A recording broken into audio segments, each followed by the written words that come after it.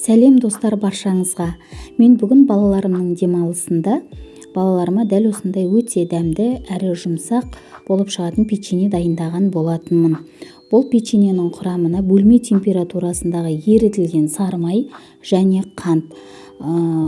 Бұны жақсылап араластырамыз. Одан кейін миксерлейтін боламыз, яғни майымыз бен қантымыз ерігенше. Одан кейін үстіне ұн қосамыз және жұмыртқа қосып, жақсылап араластырып, одан кейін өте жұмсақ қамыр илейтін боламыз.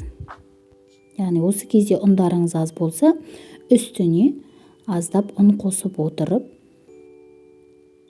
илеп шығатын боламыз. Міне, мен пергамент қағазымның үстіне ұнды сеуіп, тестіні оқтаудың көмегімен жазып алған болатын. Енді бізге осындай дөңгелек форма қажет.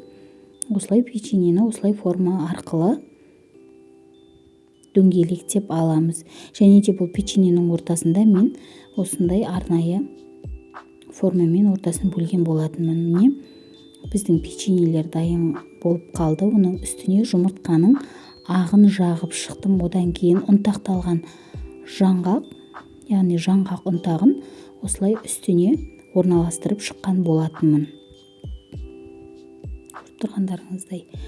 Енді осы печеньелерімізді 180 градус отта 15-20 минут көлемінде пісіріп шығатын боламыз.